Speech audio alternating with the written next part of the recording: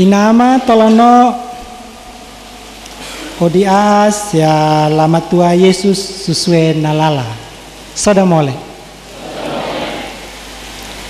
Husa dela enusa ya nala na dengga. Mahusa dela kana tonusa ya la dengga tafana. Mengapa ini tempat diberi nama Dengga? Dan kenapa penduduk di kerajaan ini dijuluki Dengga dimakan pedang? Beta sudah cari-cari tapi belum dapat ketemu entah nama tumbuhan ko, nama hewan ko, sesuatu apapun di alam yang dia punya nama Dengga.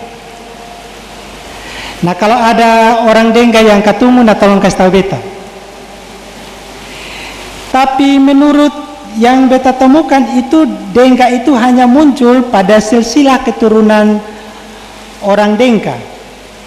Menurut silsilah, leluhur pertama yang pakai nama Dengga adalah Dengga Manaai.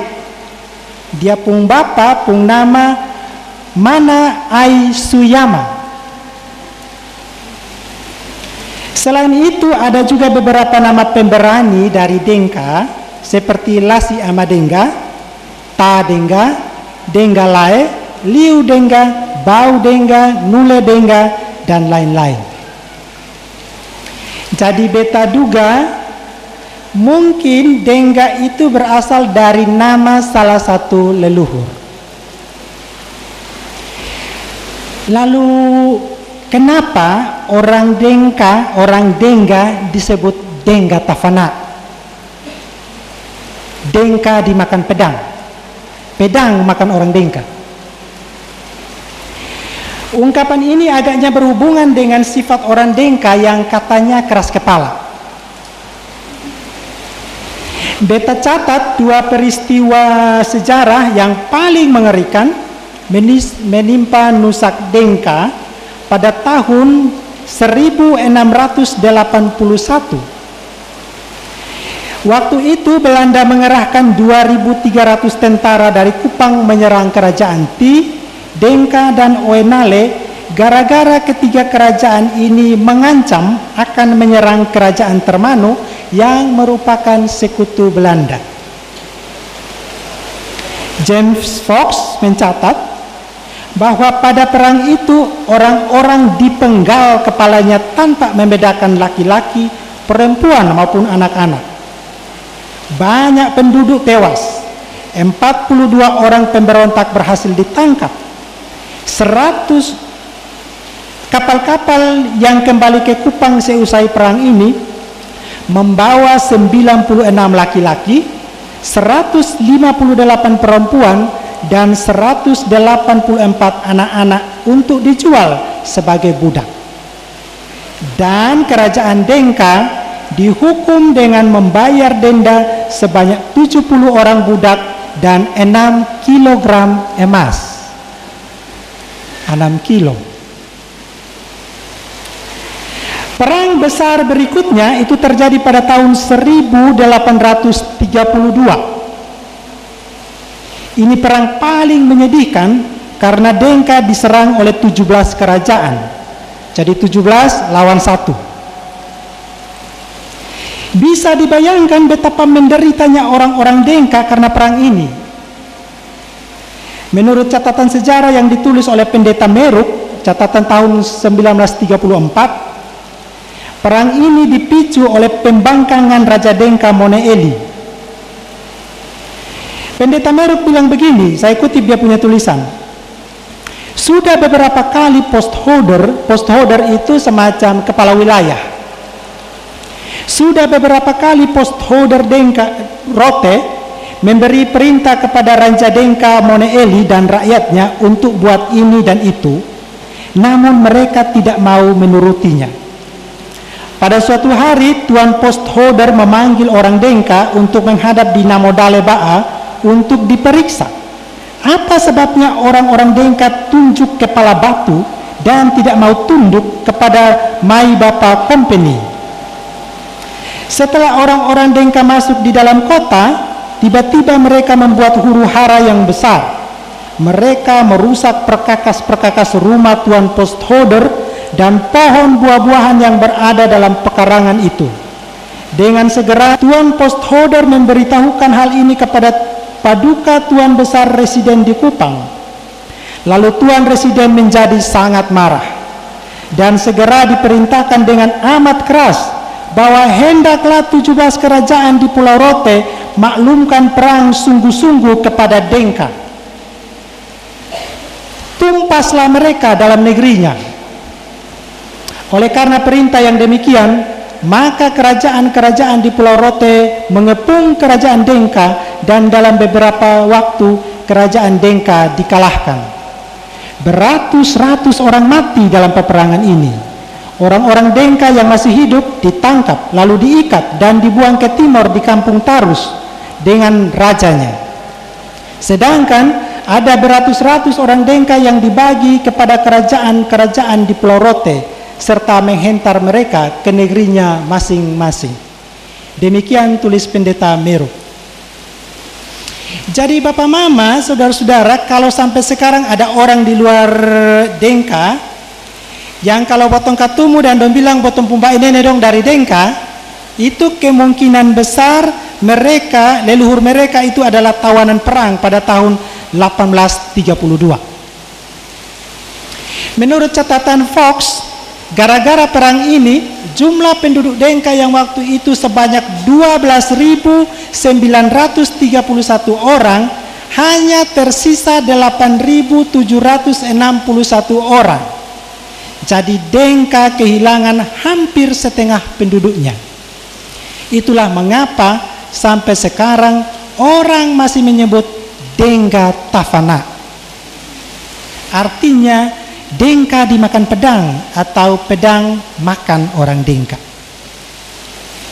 Salah satu itu tempat itu Teemboat di Netenain itu batu Fani itu bahasa Ba'a. Jadi orang kerajaan dari timur serang dari timur, hajar orang Dengka sampai batas di itu Netenain situ. Yang di sebelah sini batas sampai di Lolo ya di Oenale ke ujung sini. Itu dia pencerita. Tehu inama tolano orang Dengka dong ada pembaju.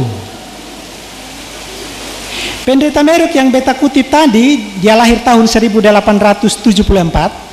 Dia tinggal di Ombok. Dia pun kuburan masih ada di situ. Di dalam dia pun catatan dia bilang begini, Pendeta Van Malsen, yaitu pendeta Belanda yang bekerja di Ba'a pada tahun 1891, mengakhiri tugasnya dan digantikan oleh Pendeta Legrand. Pada masa Pendeta Van Malsen, gedung gereja menggelama dibangun. Tapi gedung itu hanya bertahan 10 tahun, lalu rusak karena tanahnya tidak bagus. Sehingga pada tahun 1903, Pendeta Legrand hendak membangun kembali gedung itu. Dia lantas minta bantuan Raja Dengka untuk kirim tenaga gali Van Deren. Raja Dengka Adu Tungga mengirim ratusan orang Dengka untuk mengerjakan tugas ini. Jadi gedung gereja Menggelama yang sekarang berdiri itu adalah hasil keringat orang-orang Dengka juga. Pendeta Meruk menulis bahwa Van Deren gereja dikerjakan oleh orang-orang Dengka. Tukang kayunya bernama Antoni Leatimea, tukang batunya bernama Robert Keluanan, dan yang mengerjakan kusen-kusen adalah orang Cina bernama Ko Ayu. Jadi kalau kotong baca sejarah, sebenarnya orang-orang Dengka sonde langgafatu sama ono hatahuli la kanato hita. Orang Dengka Pumbai juga ada, dan buktinya adalah gedung gereja Menggelama yang masih berdiri kokoh sampai ini hari. Jadi orang Dengka boleh bangga karena yang meletakkan dasar gedung gereja Menggelama itu adalah leluhur dari orang-orang Dengka. Andia kok kuat sampai ini hari. Beta agak ragu-ragu kalau yang dari Nusa Klain yang digali. Nah, Yang jadi pertanyaan sekarang adalah orang Dengka pun gedung gereja yang nama Loaholu Oelua yang foto ada di dalam ini gedung siapa yang bangun, tahun berapa, dia pun yang kerja dong siapa, terus ini sekolah di sebelah situ, pendidikan di Dengka siapa yang mulai, dan seterusnya. Nah, beta sudah mau ngomong di sini. Biarlah itu jadi PR kotong semua. PR dari semua pendeta di sini, semua jemaat di Dengka, dan PR juga buat Bapak Ketua Klasis, Bapak Nani dan kawan-kawan semua untuk cari tahu dan tulis sejarahnya. Orang bilang kalau kotong sonde tahu sejarah itu sama dengan kotong sonde ada mata dan telinga. Jadi ayo sudah cari tahu kotong pun sejarah. Itu penting supaya kotong jangan jadi gereja yang lupa pada sejarah. Tehula si ala duihela oi ya fa kolo mia fatwe sa okan ma ayam bilao alo mia hawe sa kolon. Ono nak tie. Air mengalir gemericik tentu berasal dari satu lubang batu, dan api menyala berkobar-kobar pun dari satu lubang kayu. Hanya dengan belajar memahami sejarah, kita tahu dari mana kita berasal dan kemana kita akan pergi. Amin kok? Ya. Itu yang diperbuat oleh Yusuf. Masa lalu Yusuf yang menyakitkan ia jadikan sebagai batu loncatan untuk menciptakan sejarah di masa depan. Bukan hanya untuk dirinya sendiri, melainkan menjadi berkat bagi bangsa Mesir di mana dia tinggal.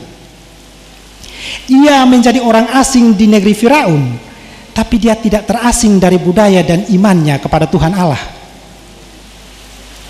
Tuhan yang disembah oleh leluhurnya Abraham, Ishak dan Yakub, ayahnya. Ayat 28 dia sebut nama Allah di situ.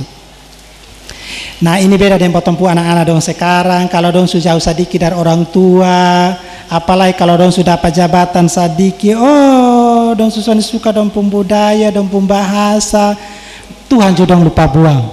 Yang paling kacau itu dong lupa buang dong gereja ju. Dong bilang ku tak pandang kau dari gereja mana. Itu yang susah kau sonde. Yusuf adalah sosok yang menggunakan kekuasaannya dalam rasa takut akan Tuhan. Dia menggunakan kecerdasan dan hikmat yang Tuhan berikan untuk menyelamatkan sebanyak mungkin orang, termasuk kaum keluarganya, dari bencana kelaparan yang berlangsung 7 tahun. Yusuf pemimpin yang mengantisipasi kematian di masa depan. Jadi kalau anak-anak Dengka dong mau jadi pemimpin seperti Yusuf, mesti tahan diri dari segala macam penggoda pencobaan. Lasi ala dui hela oi foto mala solo langga nadadi mutai malela kapa madadi mutou malidamanu formulidamanu newanaman mamulela kapa newinafalu ona feina falu lale telu tala mana le tepasoa. Boy malas ala dui hela boy oi ndai lafe ne waluma na ai saelele ale ma ai suma koko hihitua huna hoi saelele ale na manuingula leulika mas suma koko hihitua na kuatua la leunado. Itu dia pun terjemahan nanti habis ini di belakang. Jadi beta mau kasih ingat semua anak-anak Dengka dong. Kalau mau jadi pemimpin di mana saja di level manapun, misineda neulasi ala dudu inala boy ma Yusuf tatao nono inala neulau nala sia Alkitab. Nono e malalama tua adudu ina fodadi newa imbele madadi neu masikapi. Jadi Bapak Mama jauh sebelum Israel menjadi satu bangsa dan menjadi berkat bagi bangsa-bangsa sebagaimana yang dijanjikan Tuhan kepada Abraham, Yusuf telah mendahului mewujudkan janji Tuhan itu. Cerita Yusuf itu meliputi 14 pasal atau 28% dari 50 pasal dalam kitab Kejadian. Bagi saya pribadi, cerita Yusuf adalah cerita paling mengharukan dari seluruh kisah dalam Alkitab Perjanjian Lama maupun Perjanjian Baru. Beta masih ingat waktu kecil, sudah bisa baca, cerita Yusuf adalah cerita pertama yang bikin mata saya berlinang.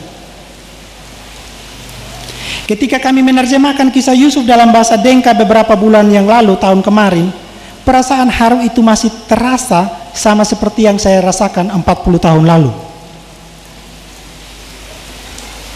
Yusuf adalah prototipe atau gambaran dari dan tentang Yesus yang lahir ribuan tahun kemudian. Ada beberapa peristiwa yang mirip atau sama antara Yesus dan Yusuf. Yusuf dihianati dan dijual oleh saudara-saudaranya. Demikian pula Yesus. Yusuf tinggal di Mesir. Yesus juga tinggal di Mesir di masa kanak-kanaknya. Yusuf mengalami ujian iman di rumah Potifar. Yesus juga mengalami ujian di padang gurun. Yusuf memberi makan, Yusuf mengampuni, Yusuf berdamai dengan saudara-saudaranya. Begitu pula yang dilakukan Yesus Kristus, Tuhan dan Juru Selamat kita. Terakhir, husada Yusuf ngai nasa kekedu.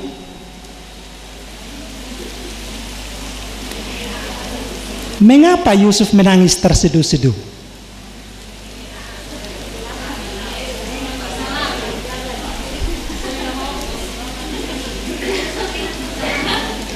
Ya, kita punya banyak jawaban. Terima kasih, itu jawaban yang baik juga, benar. Kita membaca bahwa pertama kali ketika melihat saudara-saudaranya datang, Yusuf mengenal mereka.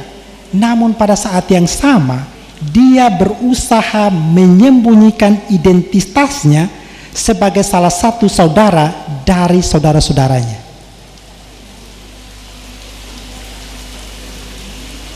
Ia hendak merahasiakan siapa dirinya. Ia menutup-nutupi kediriannya sebagai orang Ibrani. Tetapi sampai kapan dia menutupi itu semua? Ada saat di mana dia tidak mampu lagi menutupi jati dirinya. Lalu dia pergi masuk ke dalam rumah dan menangis sejadi-jadinya. Nanti kalau kau baca lanjut kemudian, dia menangis sampai orang di tetangga dong juga dengar, sampai dong lari datang.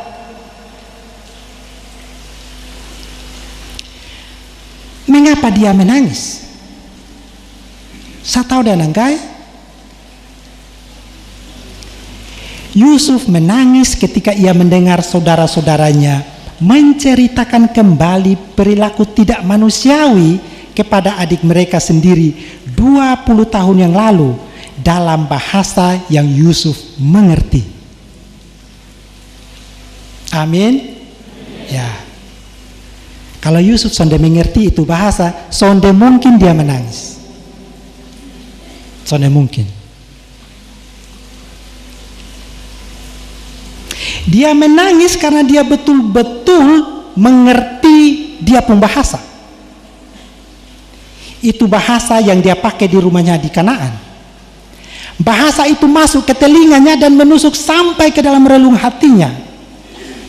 Dan itu membuat hati Yusuf hancur dulu.